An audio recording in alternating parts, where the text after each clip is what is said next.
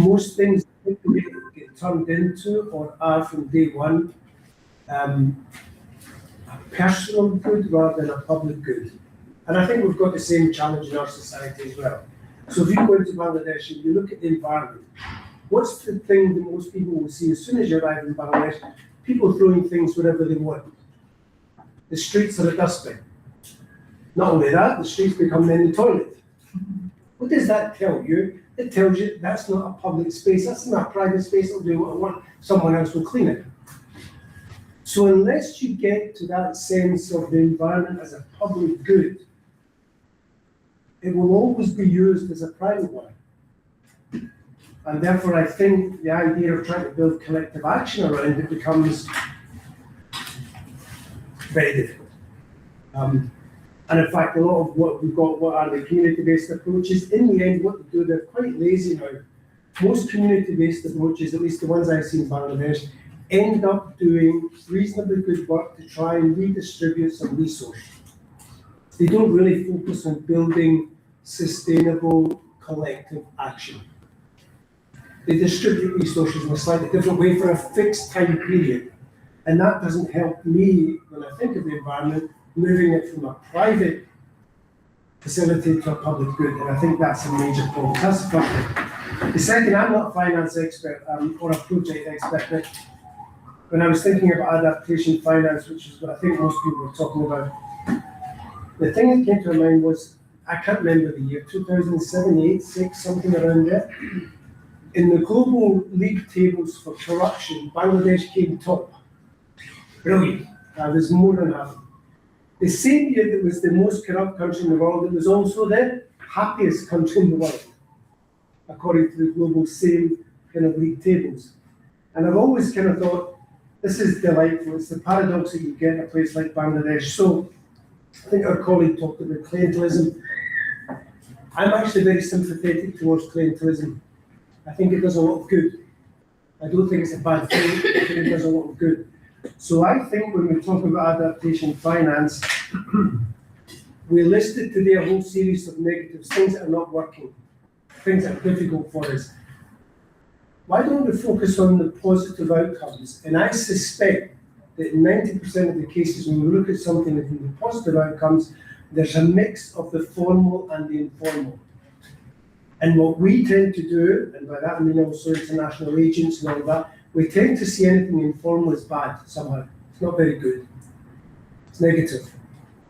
And I think the good things that happen in Bangladesh are that interesting mix of the formal with the informal. It's the democratic and the clientelistic at the same time, and how they come together. They won't ever come together in the same way, in the same places, all the same way, but in some cases they've come out well. So I'm interested in focusing more on the positive outcomes and explaining them.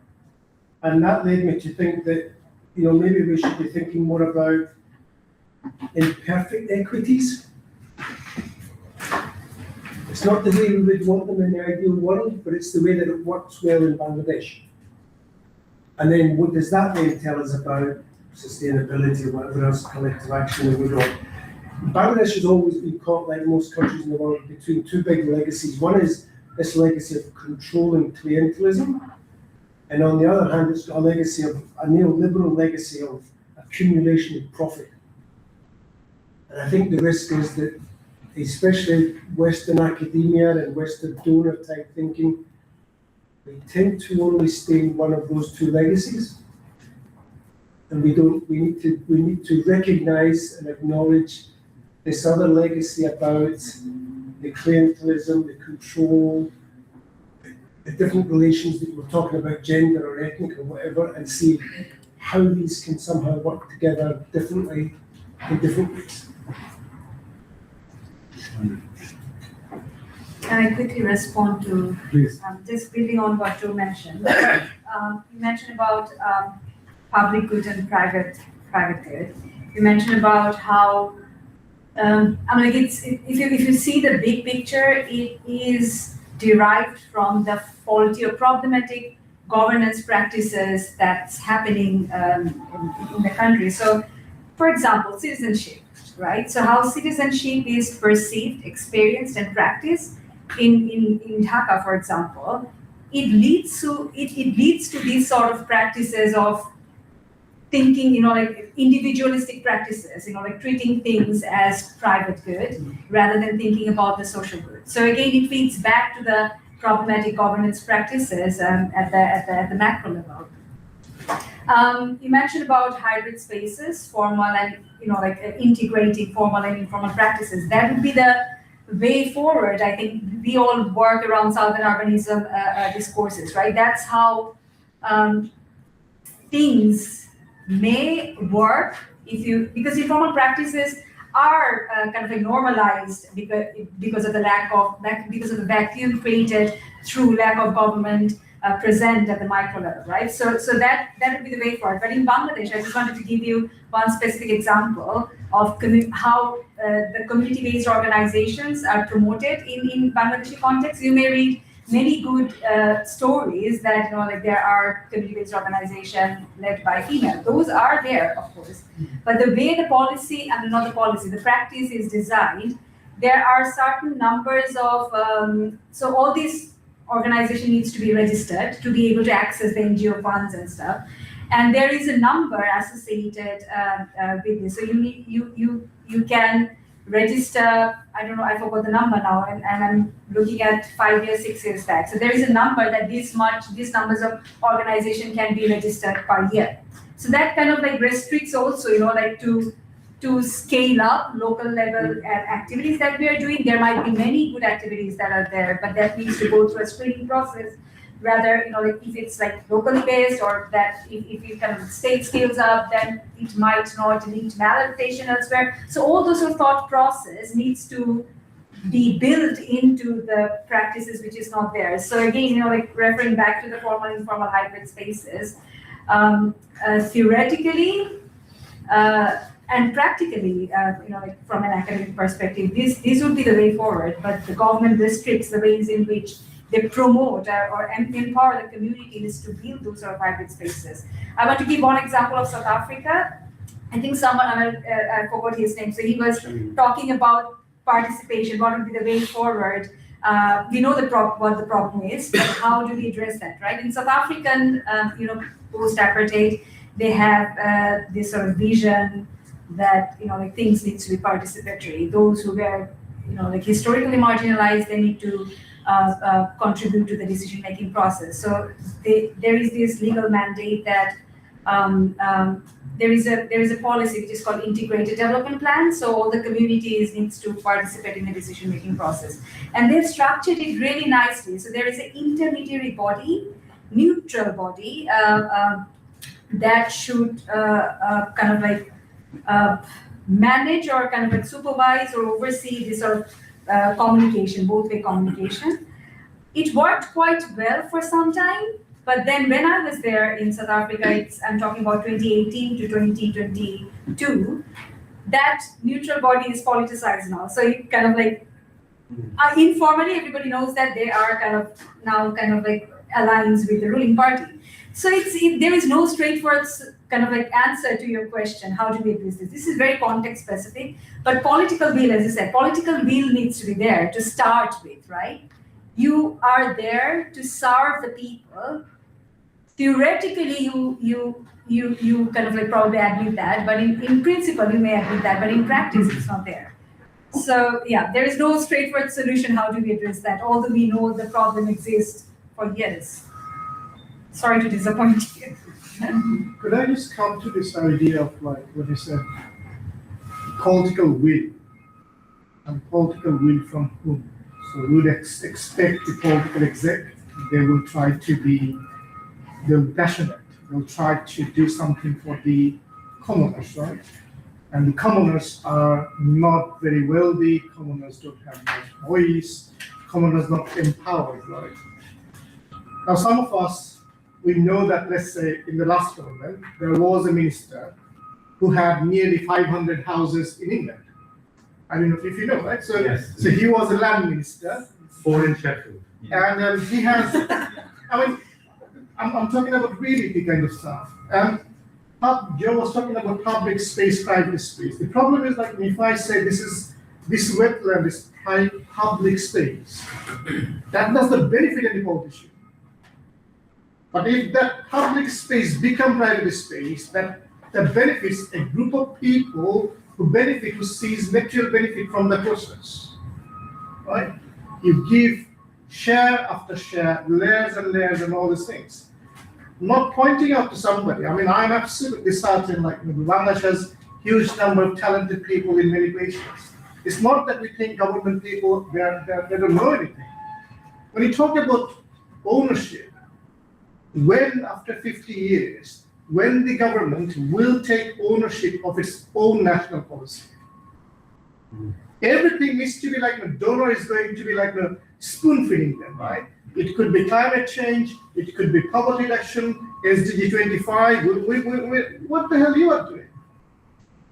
How long it will take for you to learn that your fate relies on you? I will look after my family. I mean, I'm sure that you have seen the film Don't Look Up, right? When the asteroid was hitting up, some people will still think business, that's neoliberal model, right? They'll see business, that's how it is.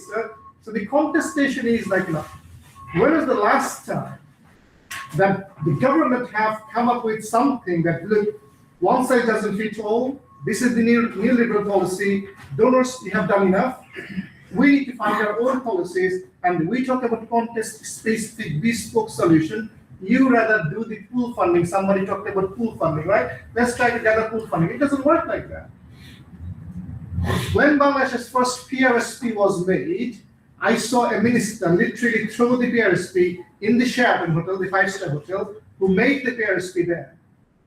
People are not nonsense. Joe is saying, like, yes, Koral Bosti, he's number 40th of like a PhD. Trust me, he'll not be the 40th PhD. There will be 40 more PhD coming. There will be many, many more resources going to Matlab and Koral. And why they will change? People become tired of being active citizens. That's participatory policy, right? You want to show that you are good. I'm tired of being an active citizen. I'm tired of being active volunteer, passionate for Bangladesh. That's my motherland. My motherland's leaders don't listen to anybody. Their reaction is, do I not know more than you? They know. I mean, they have like a huge talented bureaucrats. So if you don't give them money, they will not listen to you. Am I right? Probably that's right. You give them money, they'll listen to you, and they'll listen to you for that certain period when project happens. Project ends, they'll not listen to you because there'll be some new patron who they will listen to them. And that is how they create money and make hundreds and hundreds of houses all over the world. Not only that person has 400 or 500 houses in England, that is Begompara in Canada. Where did this money come from? When you say like follow the money, let's follow the money. You guys are finance people, right? We are not even able to follow the money. Because that will be obstacle, that will be like a constraint. We can't do that. Like bold question, I cannot ask radical question because if I am here, my family, somebody from my family will be good. It could be my brother, it could be my sister. That's how it is.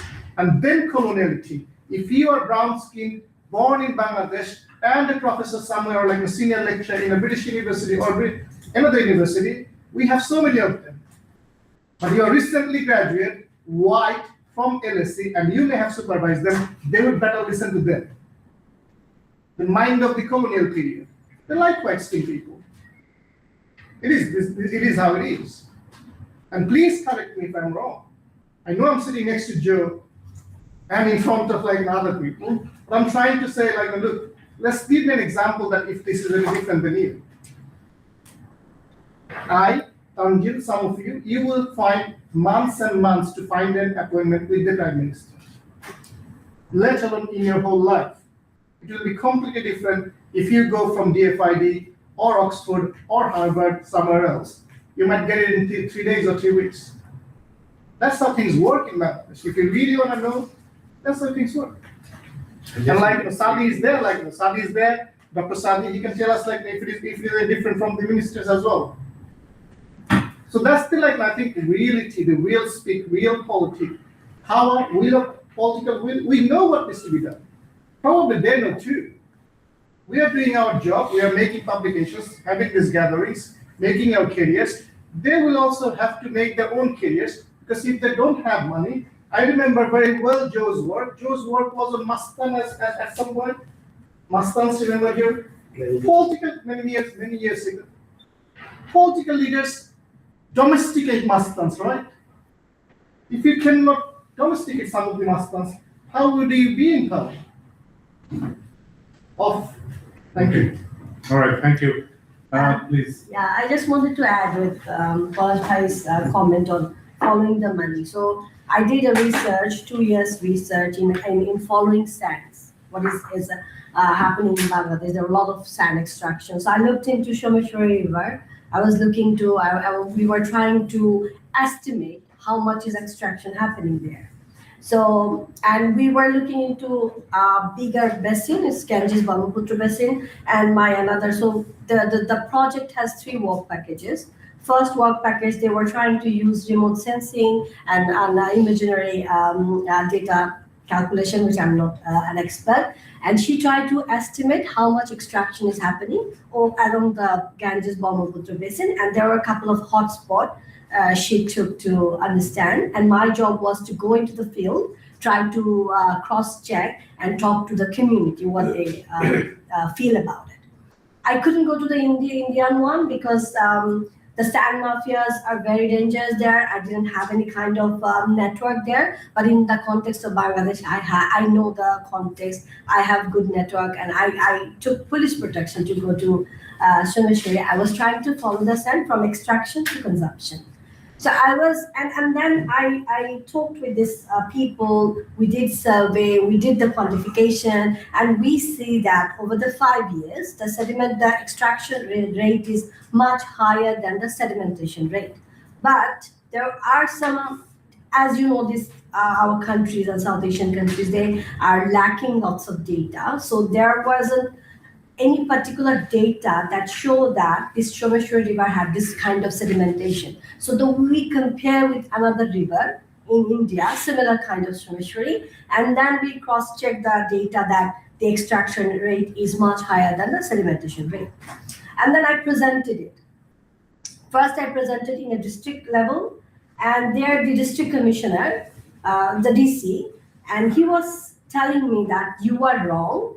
There is no sand mining or sand extraction happening. What is happening is that we gave them the authority, so they extract the sand, but it's not much. So whatever data you are showing, it's not valid. So he just rejected me.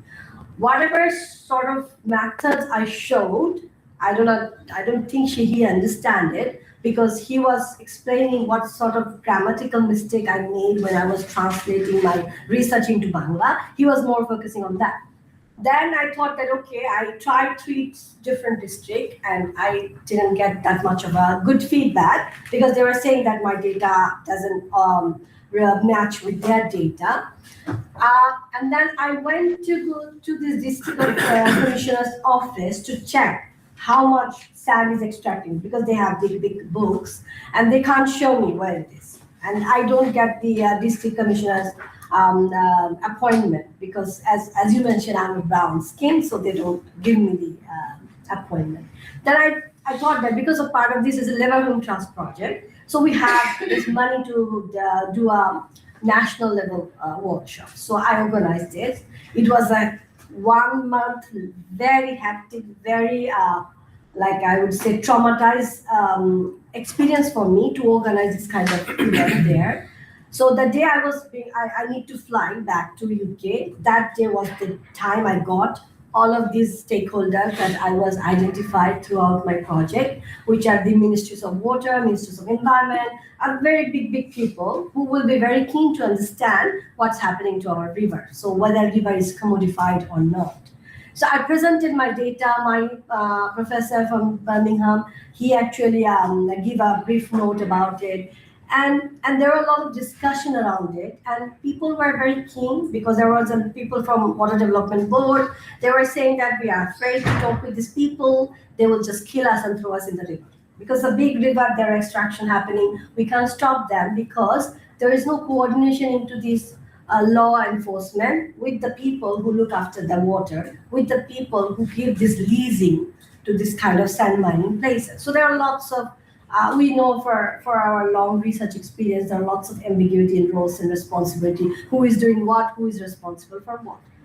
But then again, I was a little bit positive because I heard a lot of people's questions. They were very keen. They need to understand how you're developing this modeling. There are lots of modeling based on this data that my one colleague collected. My another colleague, what he did, he developed this kind of simulation model, and he was trying to see whether mining scenario and no mining scenario, how long the river take to get back to its natural shape. So he was saying that it took 50 years with no mining scenario if the river wants to go back to its own state. And the extension of damage that we do for this kind of extractive means of sand extraction is 10 kilometers from the riverbank. So it is impacted by all these riverbank people. And there was lots of simulation data, and I presented that. And the economic division, which is Dr. Shadi's firm, there were some people who actually approached me and tell me that, okay, we are developing this new Balu Mahal rules and regulation. We want your input. Please help us to develop this kind of proposal. And we had a bit of conversation over 2 months. But then I thought that he's just picking my brain for his kind of promotion or something. I was so frustrated because I spent 2 years doing the research. I did the national level policy workshop. I put down recommendation with this other colleague who did this kind of modeling, data simulation. So this is a full pack approach. So we looked from this data point, we looked from this modeling point, and we looked from the governance point. Now we give you the recommendation, we give you this evidence, and now you are just picking my brain to develop your kind of proposal, and suddenly he just vanished. So I was sending an email asking him what's this, and then I heard that in 2023 they actually revised this Soil and Balu Mahal Management Act, but I didn't know that. I was very keen to contribute on that, but I don't know what happened there. So that's how we researchers do research. That's how we try to identify the problem. Maybe some sort of recommendation we provide, because it's a very complex setting, very complex issue. It's a wicked problem that we see. But there is no one-way solution. So we give recommendation. Okay, if you do that, maybe you can solve this. If you try to implement that, maybe you will be able to go the next step. But then we don't hear from them. Whatever I did in 2023, it's there. The national level policy, I spent kind of a 3 lakh in Bangladeshi taka, like 1,000 or 2,000 pounds. It's just waste. So I'm trying to publish my paper. I will get a paper out of it. I did get a paper out of it. I'm getting a lot of citation. That's my benefit. But what I was trying to do for my country as a researcher, I cannot see any kind of outcome of it. So that's how we are very frustrated. And another thing is that same thing I tried to do in the UK context, because I was keen to know whether this is the case only for Global South or it's happening here. So I went to Northern Ireland. I look at Lough Neagh because some of the environmental journalists approached us and saying that similar thing is happening in Lough Neagh. Can you look into it? So we went to there, we did this workshop. There are a lot of discussion, there are lots of blame game, and there are lots of similar experience that I shared what I've seen in Bangladesh. But then again, it's a very strict environmental policy, very strict laws in here, but I can see that they have this kind of governance complication as well. Because as you know, this Leg Bed is owned by this Earl of Shaftesbury, but the water is to the council, but there is a five council who is responsible for that Lough Neagh water. But then again, there are lots of European directive that needs to follow. There are lots of protected space act that needs to follow. So it's a very complex thing. But the thing is that from that day we did this stakeholder workshop, I can see some momentum going on there. I am hearing that there are lots of talking, there are lots of political debates happening, there are lots of reports I came to know that they published. So that's how these global north countries, they have similar type of problems, but you can see some sort of momentums. But in the context of Bangladesh, I'm sorry to say that we can't see any kind of momentum. No, this is good because it feels like an academic therapy session we're having. Everyone is pouring their hearts out. I'm so glad that ReWET is able to host it with donor funds. Sadhbhai, maybe just a very quick response because I just want to go around the room for one round. I mean, this is a round table, so just if you can do it in 1 minute, then we just want to maybe return to the cycle. Sadhbhai, muted. I have a couple of things, so I can't finish in 1 minute. So I think you can do the round, then I can return. Okay, brilliant. Thank you so much.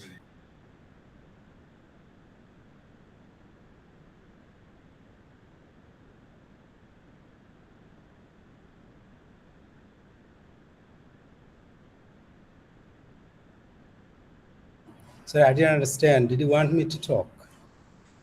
Nah, Sadhbhai, we'll come back to you after the round is done. Yep.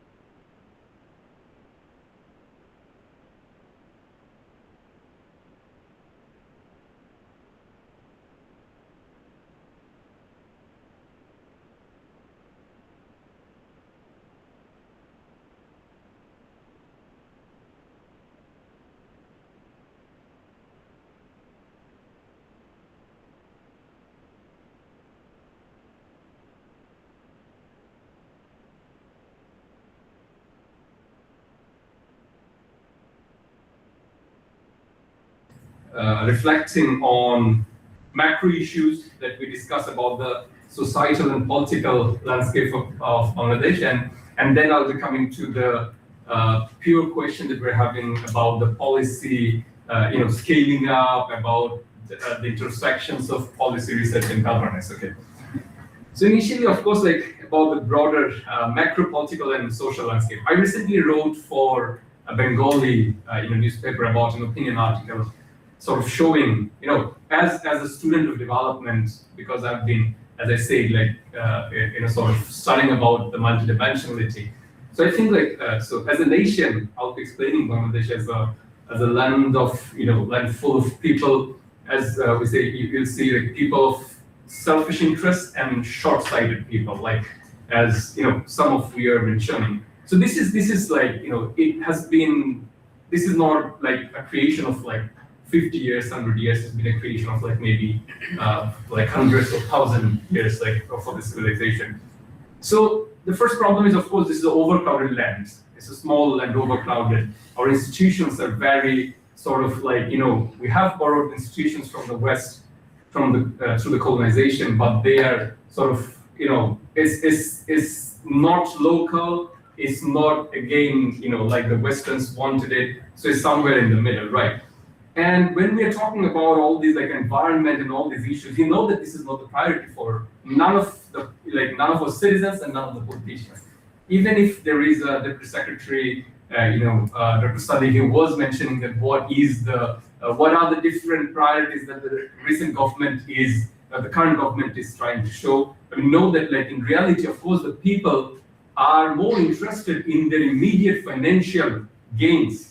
Even we are talking about how you can, with small incentives, like a packet of food or a little money, you can bring people to any development or political events. And we only maybe blame the politicians, but that development actors are also doing the same, exactly the same thing, maybe bringing people for small incentives. So people will come to your program. So that's why the token participation even goes deeper, because it's not only about women, it's also about whoever is participating. I mean, for what they're coming in, or actually how much contribution they're making, or you want them to make, right? So that token participation goes much deeper in the whole structure. And that's also because of the lack of self-respect we have as a nation. I mean, most of the people, that's why this politics of, you see, the clientelist politics, or this politics ruled by elite can be, going on because people have this lack of education, awareness, and self-respect, where even these development projects cash on this lack of people's self-respect because you bring the people in for token participation. So these are uncomfortable questions as a development, student I'll be, or maybe a researcher I'll be, saying. So these are something we are thinking. So whenever we're talking about environment, so you have to remember that this is not the priority. So how do you bring this thing as a priority in policy, in development, or even for the community, right? So this is a different thing, and of course, I think overall as a nation, it's a failure of our education system, gross failure, and of course, as we're saying, the way our governance works, right? So you lead by example, right? So we have failed in both cases. We have failed to create a nation who has an idea about these public good, public spaces as we are discussing about, like Joe was talking about it, Anika was talking about it. Of course, we don't have any idea about collective well-being. So I say, we are a people of, people put their self-interest over any sort of collective well-being. As you think, they will think, okay, my interest is served, and we don't think about others. Though, it's always even if your interest is served, so if the collective interests are not served, you cannot really escape the social reality. Even if you're an elite riding, a $1 million car in Dhaka city, but you cannot avoid the traffic. That city is almost gridlocked. It's almost dead city. So can you, even with your $1 million car or house, can you really ignore it? So people don't have this idea. It's a failure of our political leadership, our education, the whole systems, right? So maybe these are the macro thing where, if you ask me, maybe where our political leaders, our intellectuals should have focused more, that how can we, sort of create a nation with a vision, like where there will be people will have self-respect, people will have a sense of collective well-being, a sense of public good, and all these things. But anyway, that's another discussion which affect all our different questions as well. So anyway, for the scaling of things, like there are of course like different ways, like public, private, and NGOs. We have all these different sectors working, and we know that sometimes good things happen when all these three actors can come together. So possibly the only thing, like you have to answer one question: what's in it for me? I mean, the youths, you want them to participate, they'll ask the same question. Are you giving them the voluntary certificate or what? People, they will say what's like, maybe in terms of financial benefits, whether for short run or for the long run, what you really giving them. As I say, it's not only for the environment, they don't care for the environment, they will not, unless you also make your model in some way where environment and financial interests are both served. There is like, for people who are struggling for food and for financial security, there is no point where you go and talk about the bigger environmental crisis and everything, because they are not the one who has created this crisis, right, in the first place. So you have to give them a model where their interests are served, as well as your environmental, plans and innovations. So that's the only thing that can work.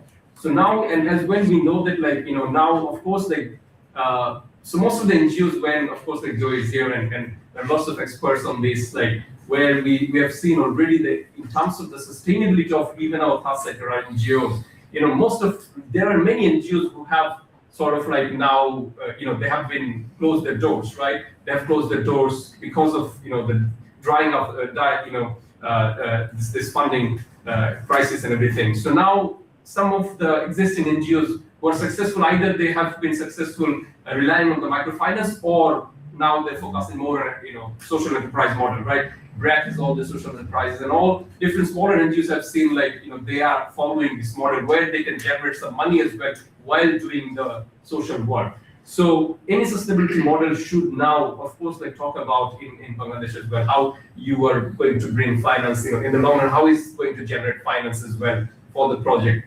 And one thing I say also sometimes, like this impact, you can create sustainable impact. For example, from my social research perspective, I've seen like some of the projects funding goes up, of course. Like, for example, there are lots of different projects, right? Political empowerment, women empowerment. So I've seen in one case that one good thing was eventually when they were like they have one NGO, for example, they have trained lots of women, women leaders to create this women participation in the rural union councils and everywhere. So some of these initiatives, success was only that where some of the women leaders were elected by people. So in that way, you see these examples created a way where this successful political entrepreneurs will take on this legacy where they will sort of like create an example through this to create this sustainable impact, by example. So this can be one way for the housing model, or even for our the scaling up initiatives, how you can create at least some examples where some entrepreneurs are created and they will keep this legacy on. So yes, I mean, of course, like so private sector and NGOs are better choices, because you cannot really go and the government buying in and all these are very difficult, and scaling up is easier with the private sector and NGOs rather than with the government, because of the because of many different issues. But yes, I mean that's a better model with the private sector and NGOs. Thank you. So we're very lucky, because then we have 1, 2, 3, 4 people from business school and management school who sort of like have the answers, because it's clearly going towards the finance aspect and how happen. So please. Okay, I'll keep it short, because we have already heard a lot about the cultural, social, political aspects around it, about the projects we have. So we talked about local community, local ownership, self-interest versus long-term initiative kind of thing. At the operational level, how do you think the accountability mechanism will work to make it actually self-sustaining? That's one question that I had. Over the years, the second one is, over the years we have seen like an intermediary taking the work of monitoring, like REDAA. REDAA has been there for like since the birth of Bangladesh, yeah? And they have provided successful projects. So if you want to have a self-sustaining kind of thing, there is a need for some kind of platform. It can be REC, it can be anybody else who will take on this project and take it as their own and continue it. And have you thought of any intermediary who will be part of your project? That's second. And third, the pollution that we're talking about, the environment, all this thing, we have not looked into the contribution of Global North, who actually wasted, who actually had these, factories and everything. They had dumped their waste in the rivers and stuff, and they are being polluted. What about the Global North? Have they taken any responsibility to be part of such projects and be involved in, restoring all these issues related to climate change? That's mine. Those are mine. I'll just give a short response to sort of like the project framing that IIED did. Eco funding, it has a acknowledgement of sort of that there is a historic responsibility. Yeah. So environmental restoration needs to be funded because of there is a historic responsibility of Global North. So if I remember the scoping study for this project, that IIED did, I think it mentions that. Again, this is just a factual response, but maybe we just move on. We just want to get to the end of the room, and then because things are already here, we can discuss. So, Dr. Hafiz. Okay, I'll be very brief. Now, my first thought is why private capital will flow in such a project as Shubham presented. And I think we need to change the perception of individuals and businesses as well. And what a professor in London, LBS, London Business School, what he says is the end of ESG.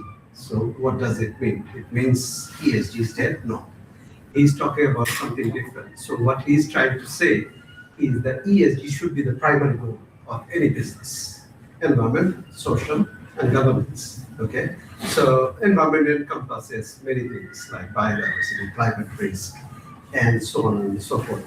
And I think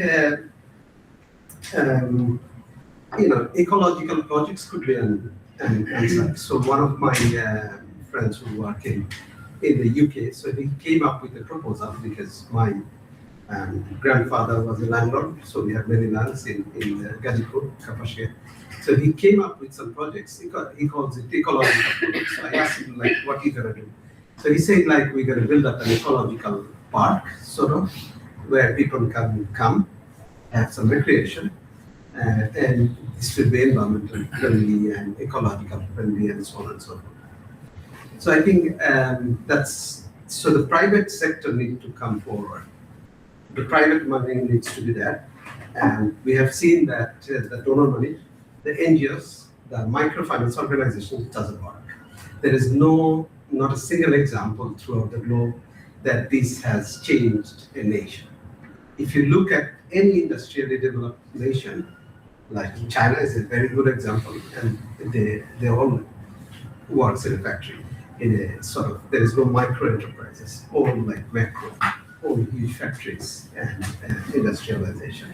So I don't think private sector has to come forward, and it has to be profitably viable, financially viable at the same time, but the primary objective has to be the environment, social, and governance. Okay, so that's the first thing. The second thing, what I wanted to highlight is the locally led framework.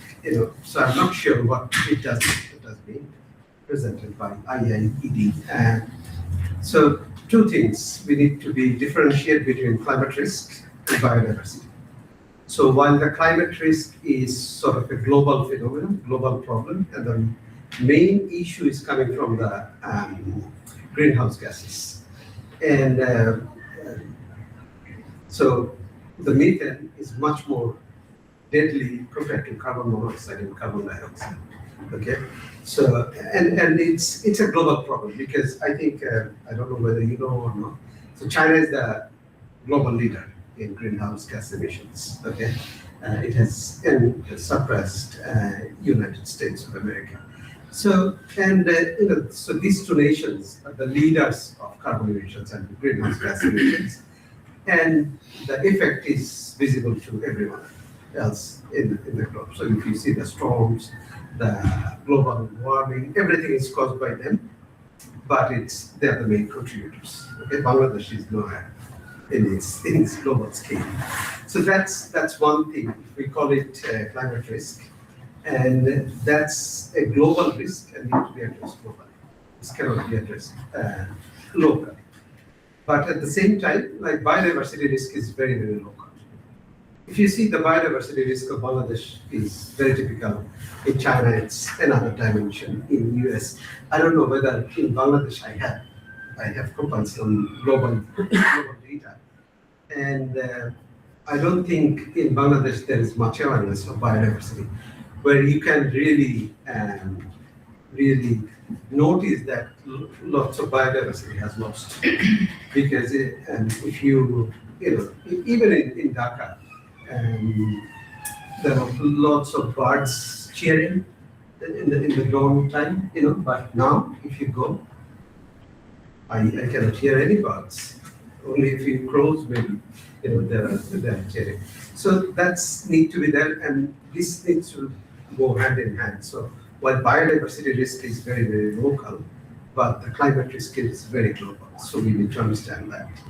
And my last point is, so we need to have a coordinated effort, globally and nationally. Okay. So what do I mean by that? I don't know whether you have seen the movie Avengers Endgame.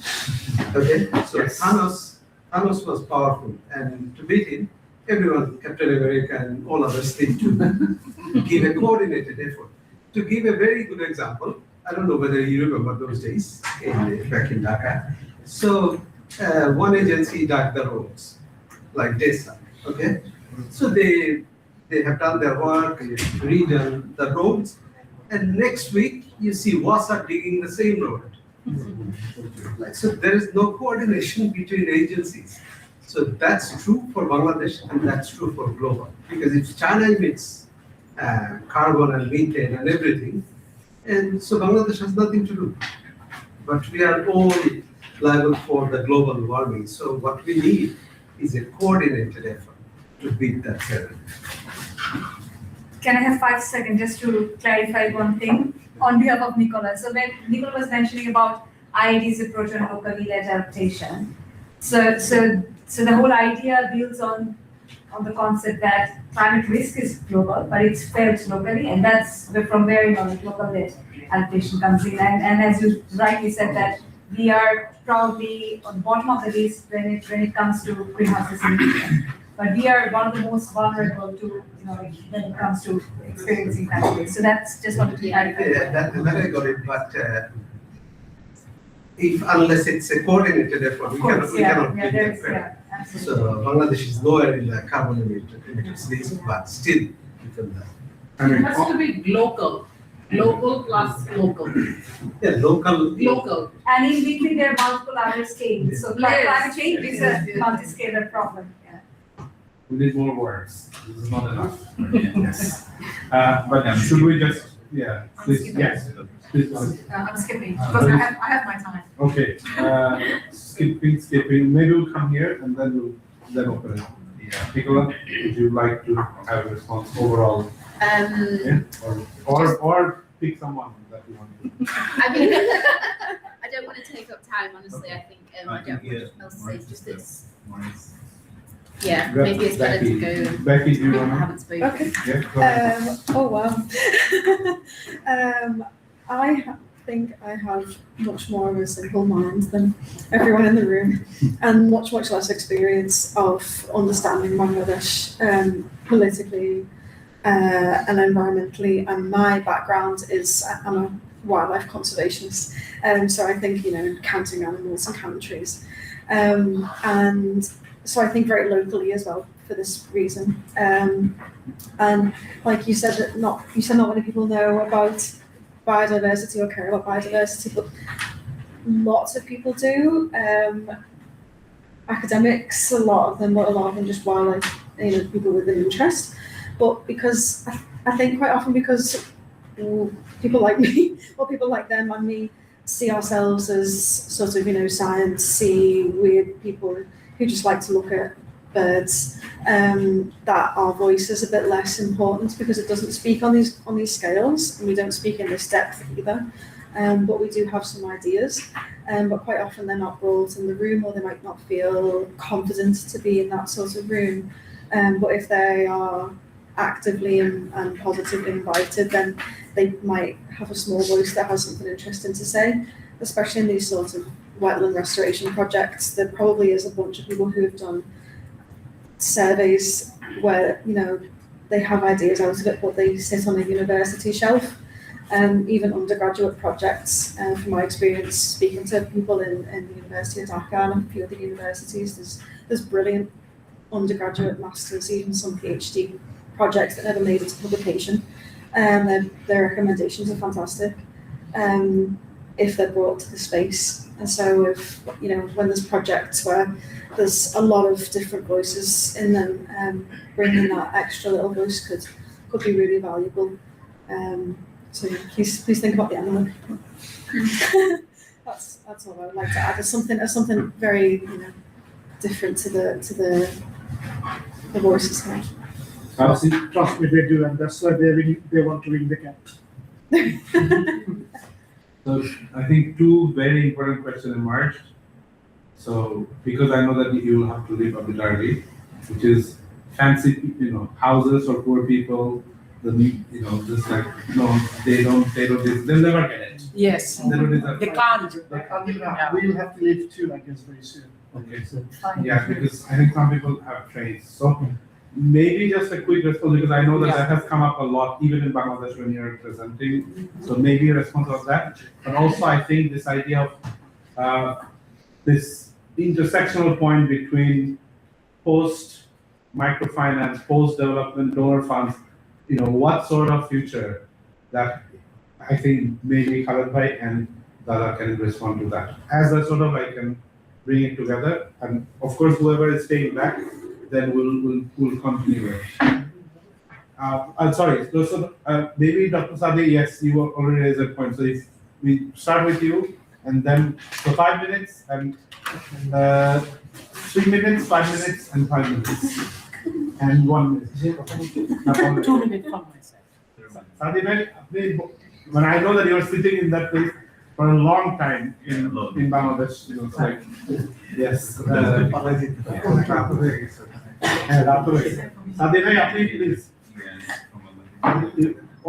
Overall, yes, go ahead and sort of like a concluding statement from your side. Not Bangladesh government, you as a person. I mean, many things came up, so I can't just conclude, I'm afraid. But with regard to the ownership, I'd focus on ownership. And this ownership is about the local governments. And I personally worked as the Chief Executive Officer of a sub-district council, 2 sub-district councils in Bangladesh. And in the local government, as you know, the district council is there. And within the same geography, we have sub-district councils. And within the same geography, we have a municipality and union councils. So this geographical overlap to what belongs to whom, that's a tricky question. For example, the basic utility services, they do not belong to the mayor or to the local government bodies. So these are the structural issues and maybe also systemic issues. So that ownership matters. And another thing is wetland and riverine ecosystem as a public easement, how much we have lost that. And the speaker talked about the district magistrates. And I served in the land administration for 7.5 years as the in charge of a sub-district as sub-district executive officer and assistant commissioner land. I saw in my own eyes the death of many water bodies. I saw negligence. The communities, vulnerable communities we are talking about, they are not to blame for this. Most of the water, wetlands, as public easement, river and ecosystem, we have lost some of them for natural reasons maybe, and most of them are out of our greed. And that the point is we couldn't manage them. So when we are talking about biodiversity and ecosystem, we are very little focused on our land management, land zoning. We have no land zoning, as I highlighted earlier. So climate change and the biodiversity, as highlighted here, one of the speakers, and the ecosystem, these are the crucial issues for Bangladesh, very existential issues for Bangladesh. Now I'll be finishing with the ministerial level. In ERD, Economic Relations Division, as I'm talking on ownership, because we trust in institutional ownership, we trust in systemic approach. This is what we can trust in, basically. And we trust in incentives when it comes to the question of business and individuals. This is how changes can advance possibly. What we said, I had a feel that over the decades, are we operating in a hijacked government? I don't know what does hijacked government means. What was the passivity of it? The ownership comes to the point. And when we were scrutinizing projects, climate projects, we stopped development partners to present the projects before us. We asked the ministry to present, and the ministry, if can't, the department must, and the development partners must not present the project. And I will not explain everything. For example, one example, we have Ministry of Livestock and Fisheries. We have Department of Livestock Services. Department of Livestock Services is entirely with the experts in livestock. And we have Bangladesh Livestock Research Institute, BLRI. Why can't you design climate projects then? You receive financial and technical support from the development partners and others as well, no problem, but it is your climate system you are operating in, and you have research institute, and you all are university people on livestock having research background. Why can't we design project and we present the projects in front when scrutinization comes in? And I'm finishing with the, again, macro level. We established the Planning Commission when, after the independence of Bangladesh, when we had a principle of socialism. There is a touch of socialist economic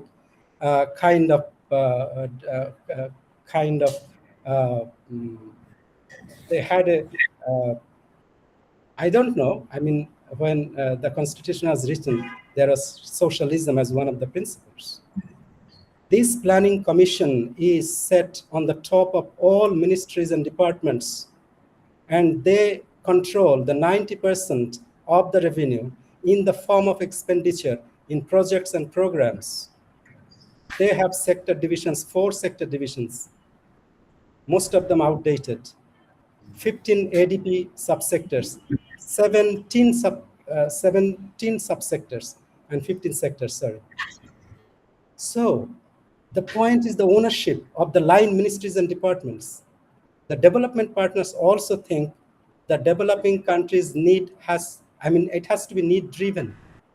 It has to have country platform. And that has to be practiced to have the complementarity, to use complementarity for the benefit of Bangladesh to advance its institutional and systemic development. So time has come to think about this line ministry, line departments, who has command over revenue resources, which constitute 90% of the resources spent in the development of Bangladesh. And they have mandate and control over the geography, over the climate system, then whose ownership should it be? It is your ownership. That's why we talk one thing. I was wondering, I mean, when I returned to my civil service, is it a hijacked government take on an emancipatory approach? This is how we can lead locally. And local, in terms of global context, Bangladesh is local. In terms of national context, Union Council is the local. So it is relative. So we need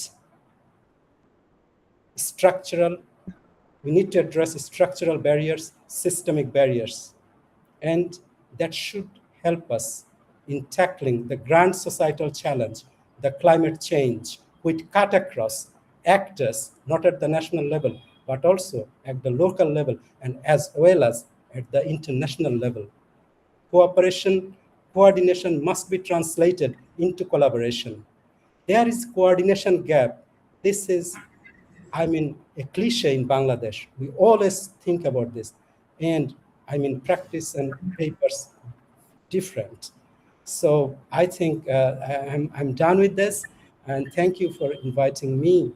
And I heard many of the questions that crossed my mind in the floor of Sheffield.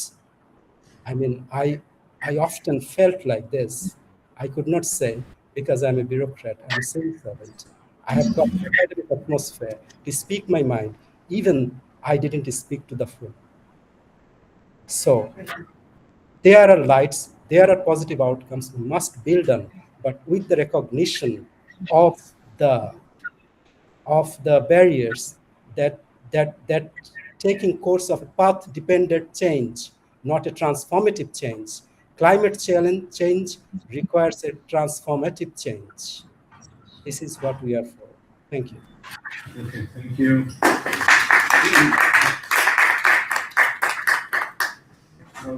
Thank you so much.